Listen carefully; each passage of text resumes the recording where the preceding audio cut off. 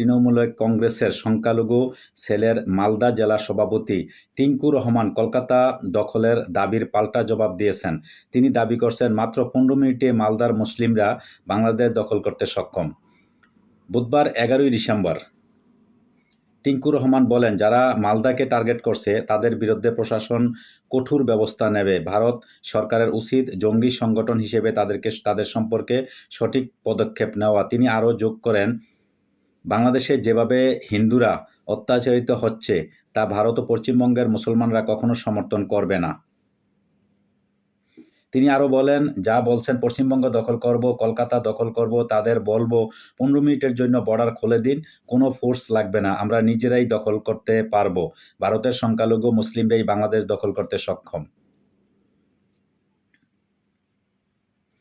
একই সময় পশ্চিমবঙ্গের মুসলিমদের অন্যতম তীর্থস্থান ফুরফুরা শরীফের পীরজাদা তোহা সিদ্দিকেও এক হুঁশিয়ারি দেন। তিনি বলেন, যদি পাকিস্তান ও বাংলাদেশ আমাদের দেশকে চমকাতে চায় তবে সেই সময় আর নেই।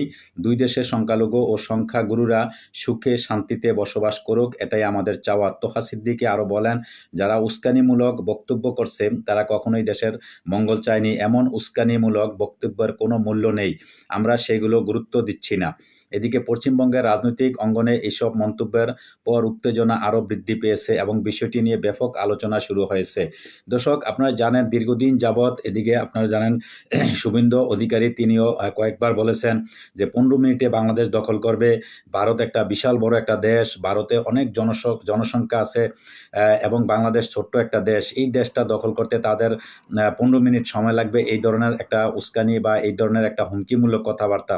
আর ভাই, একবারে ছোট্ট দেশ, তোমরা 15 মিনিটে দখল করে লাইবা আর আমরা বৈশা চিরামুড়ি খাবো, আমরা আঙ্গুল চুষবো, আমরা কিছু করব না। তোমরা যদি দখল করতে আসো বাংলাদেশের ভিতরে, আল্লাহর কসম, তোমরা যদি বাংলাদেশের ভিতরে ঢুকো না, বাংলাদেশ দখল করার জন্য যদি তোমরা বাংলাদেশের ভিতরে ঢুকো, একটা লোক ভারতের নাগরিক একটা লোক তোরা বাংলাদেশ আর বর্ডার পারিয়ে যাইতে পারবি না। তোরা বাংলাদেশের ভিতরে তোদেরকে কবর দেওয়া হবো, তোদেরকে জীবন্ত কবর দিয়ে দেবো একবার বাংলাদেশের ভিতরে, বুঝছ? এইরকম আমি হুমকি আজকে এই কথাটা আমি বলতাম না, কিন্তু বলছি এই জন্য দীর্ঘদিন যাবৎ আমি দেখতেছি তোরা সোশ্যাল মিডিয়া আইসা তোরা বিভিন্নভাবে বাংলাদেশের বিরুদ্ধে যেই রকম অপপ্রচার বা যেরকম হুমকি দামকি তোরা দিতেছস, এই হুমকি দামকি কিন্তু আমরা কিন্তু দেখতেছি বা শুনতেছি। তো আজকে বললাম যে 15 মিনিট না, ধরি 15,000 বৎসর যদি চেষ্টা করস, কখনো বাংলাদেশ তোরা দখল করতে পারবি না। তোরা বাংলাদেশ সম্পর্কে আসলে জানোস না, বাংলাদেশের মানুষ সম্পর্কে তোদের ধারণা একদম কম। তোরা এটা মনে করবি যে তোরা ভারতের 100 লোকের সাথে বোঝার মতন ক্ষমতা একটা বাংলাদেশিদের আছে। আমরা এত সহজে কারো কাছে আত্মসমর্পণ করি না, তোদের এটা ভাবতে হবে। আমরা যদিও দেশ আমাদের তোদের কাছে দিতে হয় বা করতে হয়, কমপক্ষে একজনের ভাগে 100 লোক তোরা রাখবি। 100 লোক তোদেরকে শেষ কইরা তারপরে তোরা বাংলাদেশে করতে পারবি, ঢুকতে পারবি, তার আগে না। কত লক্ষ লোক তোদের আছে, কত লক্ষ তোদের অস্ত্র শস্ত্র এইটা সেটা আছে।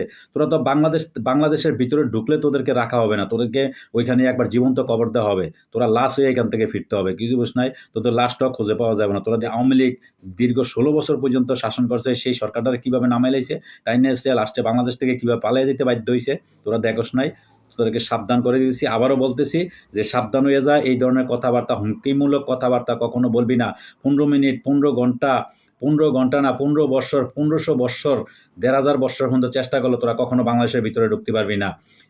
সাধারণত তোরা বর্ডার এলাকায় যেখানে সীমান্তে, বাংলাদেশের সীমান্তে, ওইখানেই তোরা টিকে থাকতে পারিস না। তোদেরকে কিভাবে বিএসএফ বা তোদের পাবলিককে কিভাবে দৌড়ায় তোরা দেখোস না। আবার বাংলাদেশে ঢুকবি তোরা, ঢুকার এই দুঃসাহস তোরা দেখাস কোথার থেকে? দেখেন ওই যে কলকাতার যে নেতা কি বলছে, আপনারা শোনেন তাহলে তার কথা। সংখ্যালঘু মুসলিম যারা আছি এখানে, আমাদের জন্য যথেষ্ট বাংলাদেশ। আমি কালকেও বলেছি, বর্ডার খুলে দিন, 15 মিনিটের জন্য বাংলাদেশ দখল করে নেব আমরা। পুলিশ লাগবে না, ফোর্সও লাগবে না। কিভাবে করবেন?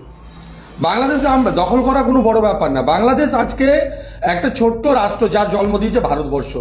তাদের শরণার্থীদেরকে আমাদের মাল্লায় 7 লক্ষ শরণার্থীকে তখন আমাদের ভারতবর্ষ সরকার আশ্রয় দিয়েছিল, তাদের খাওয়ান দাওয়ান করিয়ে তাদেরকে নিজের দেশে পাঠিয়েছিল। সে বাংলাদেশ আজকে যে নিজের জাতির পিতাকে চেনে না, মূর্তি ভাঙে, তাদের কাছ থেকে আর